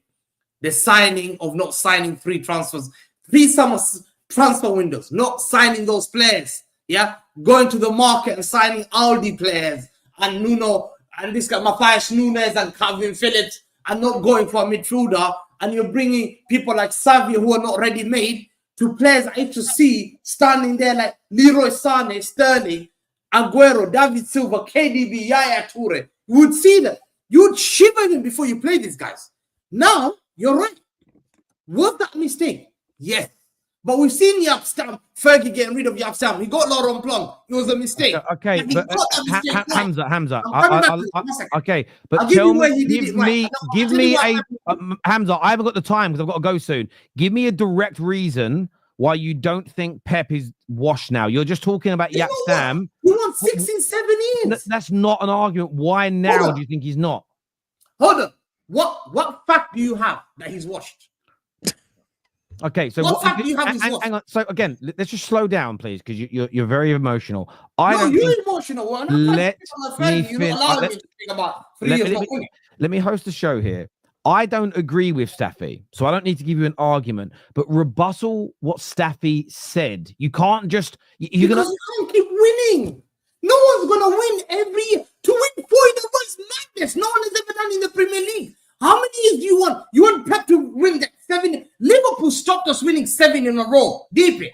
Liverpool Football Club saved this country to win 7 in a row. I get that. Kel, You what got do to you understand how Kel, much- what do you- How Kel, can what do you say you what do you watch? make of this argument as a City fan? Because I'm not even agreeing with Staffy. I'm just trying to I'm not hearing an argument from Hamza. I'm just hearing he can't always win. But what do you make of the conversation between the two of them, even though Staffy's gone? Well, like I was saying earlier, I think Pep is just having a bad season. He's being overly sentimental to some of these players who've gotten him over the line constantly. Like he just can't quit Bernardo. He can't quit KDB. And he couldn't quit Kyle Walker. That was a big reason we were struggling earlier this season. And Walker had to literally leave the club on his own accord because Pep would have tried to convince him to stay. Pep, for some odd reason, has just been overly sentimental this season. And I think it's cost us a lot of points. It's cost us, like, some of these draws have become losses and some of these wins have become draws. And I don't really understand the reasoning behind it because he never used to do that. Mistakes used to be punished. If you made a mistake, you used to get benched for a month. Like, you would be sent to the shadow realm. And for some odd reason, he's not doing that this season. Bernardo has honestly shown us nothing in the past 18 months. And I don't know why he's playing all the minutes that he is, because I don't think he's good enough anymore. And we've bought new players who are better and they should be playing. And Pep seems to be doing everything he can to not play them. And I just don't understand it. But I don't want him. He needs to pay for his crimes this season. He needs to stay next season. He needs to fix it. Viana needs to get rid of these players that he refuses to stop playing so that he can't play them anymore. They need to go, and Pep needs to fix it with new players. Just quickly, I don't think the conversation should be, is he washed? I think the conversation should be, legitimately, is he limited? I believe, and this is my football, forget my Man United football fan, I believe he's limited. I believe his success is limited only based on what he's able to walk into and have behind him. And the reason I say he's limited is because the moment a couple of the cogs go out of his formation or shape, and this is any team, by the way, or that absolute world-class brilliance that he had in Busquets and Xavi and Iniesta, Messi is not there, you don't get the same Pep. And I think this is why you struggle. And that is sentiment to what you're saying, Carlos. He's so hell-bent on having people that he trusts, it's limiting anything outside of the nature of his ability. So he can only be great if he has every tool, and it's like a privileged princess. You only look great on the eye because you have privileged princess. And don't get me wrong, I think he's a genius how he plays, but he needs specific. Can I answer that question? I'm not asking a question. Hamza, I'm not asking a question. I'm going to rebuttal that. Yeah, that's fine, but let me finish. Because a lot of people don't have this knowledge. That's a problem. Listen to them, they'll say, wow, yes. Hamza, bro, please, I beg. Flipping, oh, Lord have mercy. Right, okay. So because I believe he's limited, when it push comes to shove, and the reason why you can't bring Fergie into these situations is because we've seen Fergie play 4-5-1, 4-3-3, 4-4-2. We've seen him field 7 defenders, two main attackers against a decent Arsenal team, and win 2-0. There's a difference between being able to work outside of your means and being only to be great with the means that you have. There's a massive difference. And this is the difference with Pep. You look at the team he took over at Barcelona and the quality he got rid of. We're not talking just minimal talent, the quality. And I'm not saying right or wrong, but I'm saying he had to get rid of world class. We're talking Ronaldinho's, we're talking Etus. This is not no silly ballers. Yeah. He got rid of what he had to get rid of, arguably better talent to fit the system, the idea that he wanted and built around it. So is he limited? Not washed. I don't think he's washed. He's still a genius. But is he limited? Hamza, No, because you want it to end like that. You see that? No, I don't. Let me defend my guy then. Let me defend my guy. Hamza, you've given you're a United fan. I'm muting you for a minute. I'm going to come to you in just a second. I'm not going to end it like that at all. See, for me, I just want to. I don't want to add on to what Sunshine has said, but I want to bring a viewer's comment up because the viewers are the most important part of any YouTube channel. He says, to the Man United fans on the panel, would you take Pep as your manager? And do you know what's really interesting? I don't think he's washed. And I don't necessarily... I've never used the term limited when it comes to him. But what I would say is this. There is no evidence of Pep taking over a giant club that's in Man United's current position and being the coach that's developed them into a side that wins again. That's not a dig. There's just no evidence of it. So for me, I don't think he's washed. I think he's one of the greatest managers of all time. I'm not going to play anything down about him. But what I think now in his career, in his younger years, I reckon he could do it. But there is this thing in life where he took over a very good Barcelona team and he made them even better. He goes into Bayern Munich, who are the kings of Germany. No one gets anywhere near them for more than a year or so, generally speaking, because of the financial disparity. He comes to England, where City are a very good team, the best resources. He builds something brilliant. And won the Champions League at Bayern either. No, he didn't win it, but yeah, and he did all these amazing things. I think Pep's at a stage in his career now. I don't even think he would mentally want to go to a club like Man United that are fucked and spend 2, 3, 4 years building him into something. So based on where Pep is now in 2025 and where we are currently, no. If Man United were a well-oiled machine, and we were doing really well this season, so if we were where Arsenal are, if we were where Liverpool are, if we were where Nottingham Forest are, the league playing well, good feeling, of course I'd take Pep. I don't think he's washed. Would I hire Pep to go into a broken club that's got financial issues where you can't land all the best players and you can't keep spending like he needs to? Would I take Pep in 2025 to do that job? No, I personally wouldn't, because I just think he's past doing that in his career. So that's my answer. Hamza, to you, as to why he's not limited based on what Sunshine said. So it's basic. You go back to Barcelona when he took over. He took over Barcelona in 2008-9. He got rid of, as you said, Ronaldinho, one of the greatest players. He had to make a decision. Get rid of Ronaldinho. Eto'o, world class. Zambrotta. Yeah, he got rid of him. Deco. Julie, I remember, he got rid of him. He got rid of Ed Milson in one summer. And guess who he brought? He brought young Piqué. He brought a guy you never heard of. People questioned him in Spain. Who is this Busquets? He said, I'll get rid of Yaya. I'm going to bring a young boy called Busquets. I'm going to bring Pedro. Yeah, Pedro up front. I'm going to bring David Villa. I'll sign Alves from Sevilla. He made the greatest team in history that made Fergie shake in Champions League final. That was his team. He built that team by himself. He then went on to come to Man City. We were laughing at the likes of Rodri. No one knew Rodri. He took Osane to become world class. He gave Sterling the name. He gave all these players, Kevin De Bruyne, to the top class. To me, I've seen him win at top level and build a great team. He's built this great Man City side. Hamza. I'm not going to argue the point about the Barca being the greatest ever club team ever. Let's leave that one there. It's fine. But and he built that one. Just again, firstly, no head coaches in Spain build their clubs solely by themselves. The presidents and the team behind it build. Barcelona, please let me finish. I'll let you finish. Barcelona, then, as they are now, they build their club, they build their players based on a very specific way of playing football that was introduced to them by Johan Cruyff. Pep's a head coach. Pep deserves tremendous credit, and I'll always give it to him. But the idea that he did it all single-handedly is disrespectful to everybody else. But you've also said some things that don't make sense chronologically. Yaya Toure wasn't signed to Barcelona until the 07-08 season, as an example. And he left in 2011. You made it sound.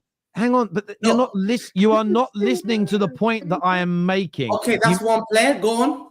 But I'm just slow down. You don't know what I'm about to say, and you keep interjecting, and it's tiring, right? You are not answering the question. I'm just helping you out as a moderator. No, you're not. No, I'm being a moderator. Sunshine's point. I'm not saying I agree with Sunshine. So listen, this is what a moderator does. I'm not saying I agree with Sunshine, but he has said that he is limited unless he gets the best in class and he's able to get whatever he wants. All you've done is that he was able to move on very good players and purchase other very good players. What that doesn't do, Hamza, stop. What that doesn't do is debunk the argument that he's limited. Saying a manager's limited and your argument is, well, we got rid of Ruud van Nistelrooy and signed Cristiano Ronaldo. That doesn't debunk the argument that someone's limited. Okay. What you stop a second. I'm trying to help you. Just please listen. No, you're trying to hide Listen. the fact that I No, said- I'm not. Listen to understand instead of listening to respond.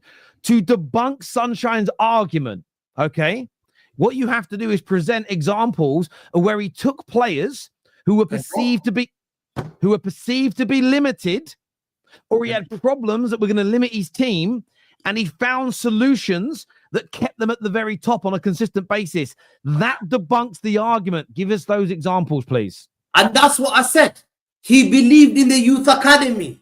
His youth academy players. He promoted the youth academy players to Barcelona senior squad. And if you don't understand the pressure in Barcelona at Catalan, the pressure is huge.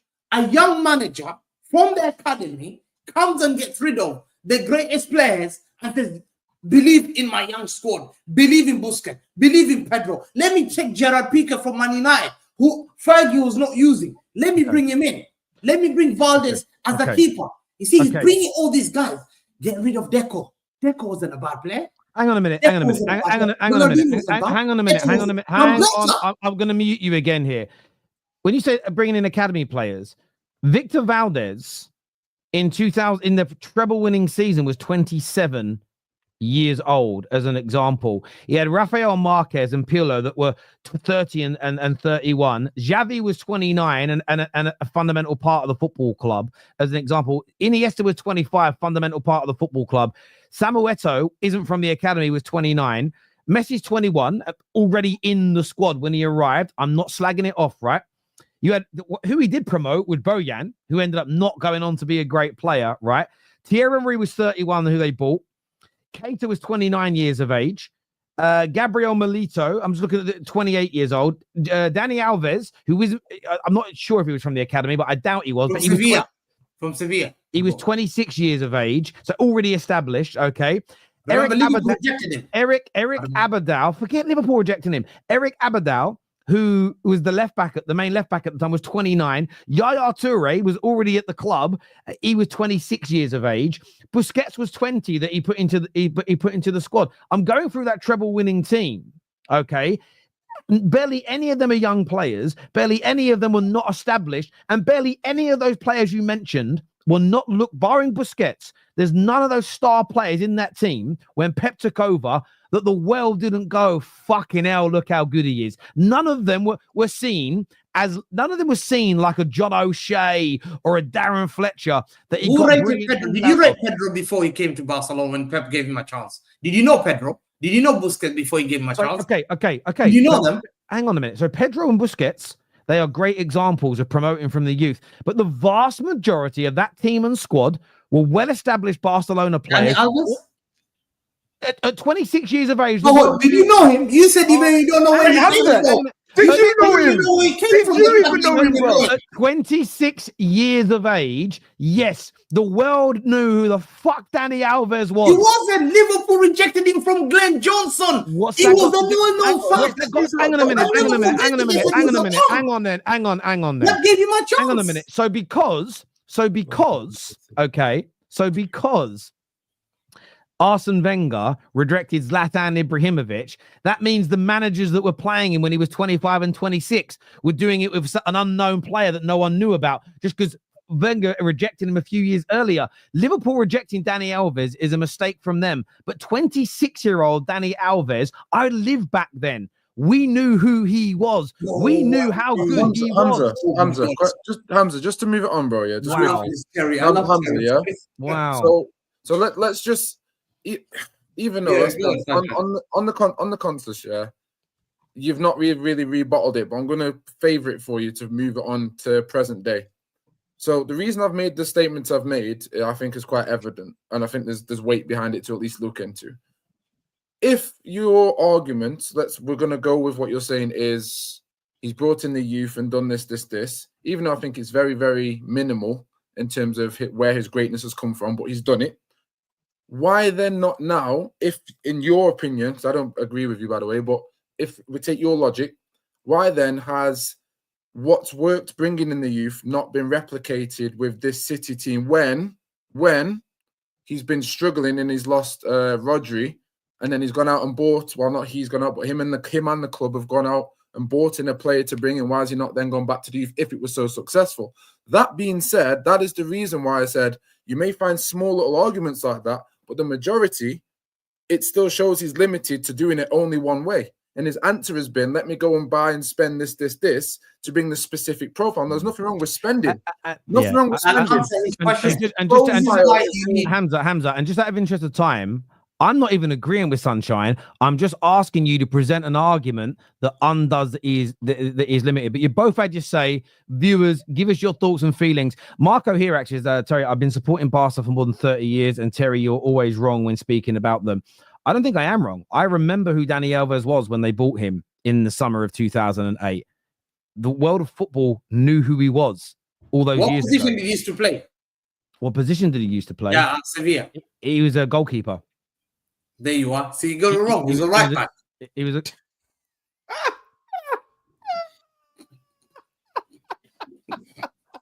You told me he's going show. Oh, my heart, bro. My heart. No. Oh my God. Oh, I'm sorry, people. Sarcasm is a lost art form. I tell you, it's a lost art form. It really, really is. I absolutely listen. The world, and look, back to the super chat. I look at it this way. If I'm wrong, I'm wrong. I don't believe in Barcelona for the last 20, 30 years that any one manager has solely built a club by themselves. I believe it is a club effort where there is your academy that produces footballers that play a particular way. You tend to buy footballers that play a particular way. Of course, you bought duds. We all do. And there is a club-wide approach to building squads, to buying youngsters, a brand of football that you like to play as by and large. So I don't think any one head coach or manager has like solely built a football club up and made it into what it is. I don't personally believe that. If I'm wrong, then fair enough. Equally, I don't think Pep's a limited manager. I think what he did at Barcelona was amazing.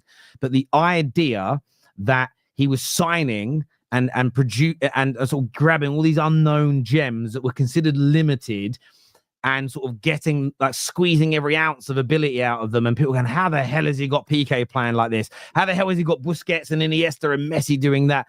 That doesn't debunk the argument that he's limited. I don't think he's limited, but that isn't an argument. I don't think Messi becomes the greatest player without him.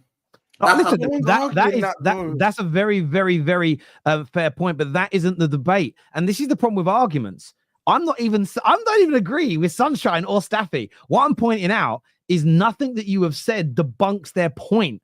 And that's what a debate is. You've got to debunk the point. You can't just start a new thread. We're tired this year. That's why. He never thought about medical part that players be physically and mentally exhausted. All I would have said to Staffy, Hamza, instead of talking about Yap Stam, all I would have said to Staffy's point, is, I get where you're coming from. He's made mistakes, but I think X, Y, and Z like you did, and watch Staffy next year when you see us back up. And that's the one thing that's been missing from everything every City fan has said. No one is making the claim of watch us next season. We're winning the league next year, 100%.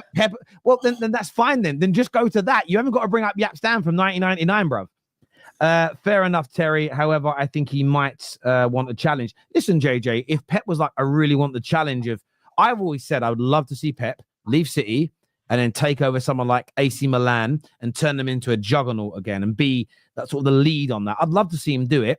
I just don't think that's in his wheelhouse, if I'm being honest. Not his ability. I just don't even think he's got the want and the desire to do that. You'll need to watch college basketball. Joking.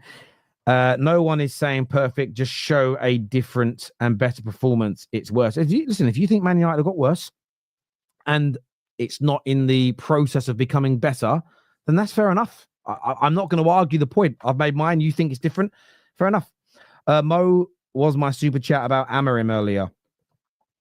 I don't remember what your super chat was. I've lost it. We've seen so many people say the Premier League is trash this season, but praising La Liga, whilst Real Madrid get booed by their fans in almost every game. What does one team doing bad to their fans mean that? My friend Marco, your super chat, thank you for it. Makes no damn sense. PK couldn't break through Rio and Vidic. That's why he went back. Messi would have been great anywhere. Listen, David, you're right in relation to that. But again, when Sunshine is saying he thinks Pep's limited, he's talking about the example of this season where when his best players have fallen off, when some of the signings are not quite of the PK level, when he doesn't have players like Pedro and Busquets coming from the academy, players of that level, when he's got people like Nunez, when he's got Rico Lewis's of this world, as an example, when he's got players that don't have the output of the forwards in that side, like Doku, like Savio this season, he believes that Pep struggles to find a way to keep his team right up by the top. That's what the argument is. The FA Cup and come in the Champions League, and that's fair, but that doesn't mean whether you agree with Sunshine or not. That is not how you make a debate. How you debate is by bringing examples of how he's took lesser players or limited players and they've been integral in keeping the team up near the top. That's what the argument is, and you have to debunk it to be right. You can't just say, "Well, I disagree." That's not an argument. Lack of time. I could have debunked it, but lack of time. Yeah, loads of time. But you had loads of time. You were talking about because I was talking about the medical you were talking about there's again steroid injection. You made it sound like he got rid of Yaya Toure in his first summer when he didn't leave until 2011, and you should have known that because he went to your football club. But maybe you weren't supporting City then. I don't know. I was talking about Dani Alves. Yaya played centre back for Pep as well, so I don't get it. Yaya played centre back for Pep. What are you on about? They played against Chelsea. I remember Chelsea against Chelsea. By the way, that would have been a much better argument to why he's not limited. He did it. That would have been. See again, you missed the opportunity. The argument should have been. It's like a lecture. You can't give the whole comprehension. For me, I wasn't the one. I was trying to host the debate. If you're trying to prove that he's not limited, 10 seconds and you're limiting me already. You had more than 10 seconds. If you're trying to prove that he isn't limited, one of the things you could have said is that he took a brilliant central midfielder and for a prolonged period of time played him at centre back and still maintain huge defensive qualities in the side. That would have been an argument, but you didn't go with that. You limited me with the time. Hamza, you are supposed to be a doctor, right? If you can't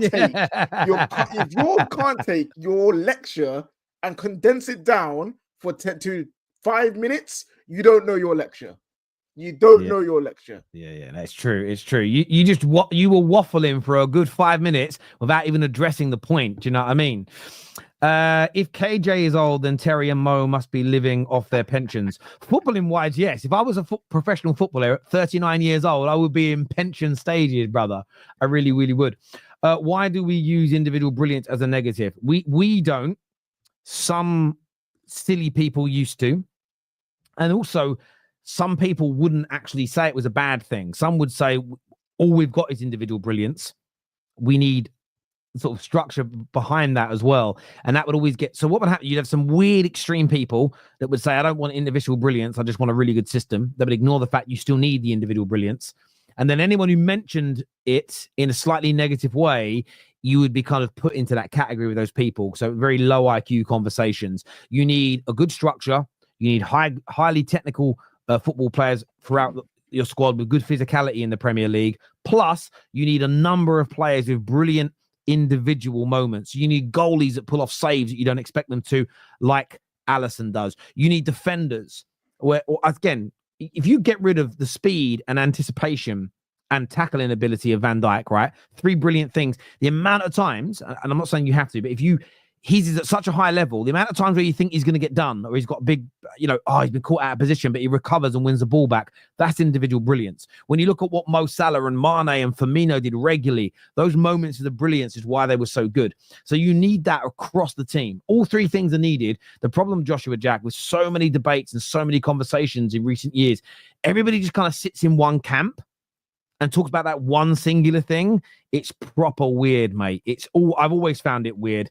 I know Sunshine feels the same. Like the amount of space he would sit in, and it would just be, we don't need individual brilliance versus that's all we need. And I sometimes sit there thinking, you're all fucking weirdos, like genuinely weirdos. What does it say here? Rio and Vidic were already world class due to plus they had Hamza and Wes Brown as centre-back cover, whilst PK was very talented. The thing is as well, the PK story is always interesting. There's always a lie that goes around that Fergie thought that Johnny Evans was better. That was never the case. I remember listening to Sir Alex talk about this on MUTV many, many moons ago. PK just wanted to go back to Spain. PK wanted to go live back in Spain. And this is why, like, when transfer stories happen and people go, no way you're getting Isak away from Newcastle. If Isak really wants to leave, he'll be sold. Most clubs, and Pep and City have been great examples of this, and they've been the most powerful team in England the last 10 years. When players don't want to be there anymore, typically speaking, they move them on. They sell them or they let their contract go, because no one really wants players in the squad that don't want to be there, especially a 21-year-old in PK who was feeling homesick and wanted to go back to what he knew. That's the only real reason he left, which was sad, really, because he was such a brilliant player. He really was. You didn't give him a chance as well in 2005. Yeah. What the fuck is happening here? How many are downplaying Pep? No one's downplaying Pep today, other than Sunshine, who said he thinks he's limited if he hasn't got the best of the best squads. Everybody else has said how amazing he is. I'm just playing moderator and asking people to debate properly. I'm going to start doing that more on the terrace now. I'm not going to say he was a great manager, by the way. I didn't. You did say he was a great manager. I will put him in the best in the world. I'm just to clarify. I just believe in order for him to be at his best, outside of his intelligence, he needs specific things to enable him to do that. And without those specific things, sadly, you're not going to get that at many clubs. Therefore, is his greatness limited to only a small portion of brilliance? I hear that. I hear it. Most managers are like that right now. Like, that's three United fans saying, remember?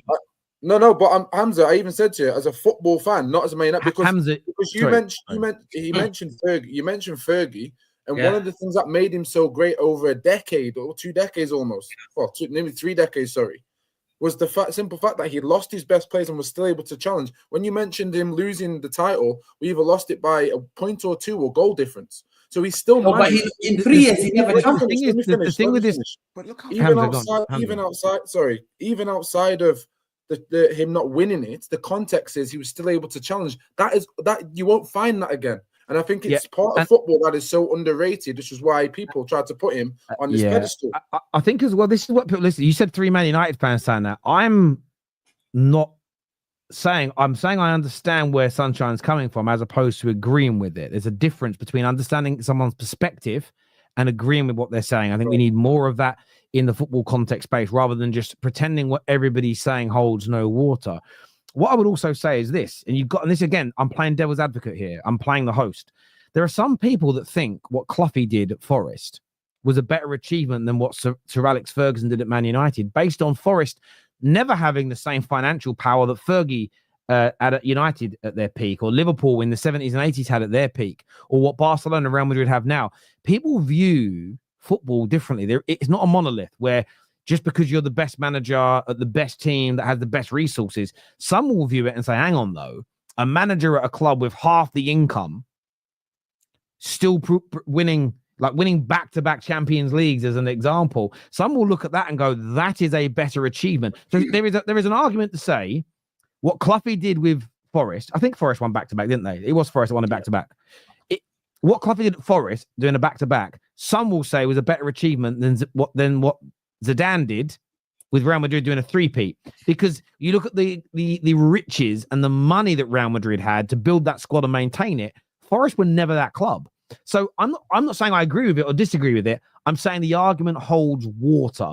And I think that sometimes in football, there isn't enough of this. And I think what we're going to try and do, and I've enjoyed today, we're going to try and do this more on the terrace now, rather than just you're talking shit and then we'll go on for 10 minutes, all of us, and then say why we think someone's brilliant. We're going to try and reduce it and go, hang on, no. You've got to actually debunk the point being made, as opposed to going off on a brand new tangent and speaking for 10, 20 minutes. And me and myself. So I need the viewers and I need the panelists to push me on that as well. You've got to debunk the argument as opposed to how you feel about someone. But look, I want to thank everyone who's tuned in today. I can't believe we've done an hour and 50 minutes on this game. That's a fucking record, I tell you.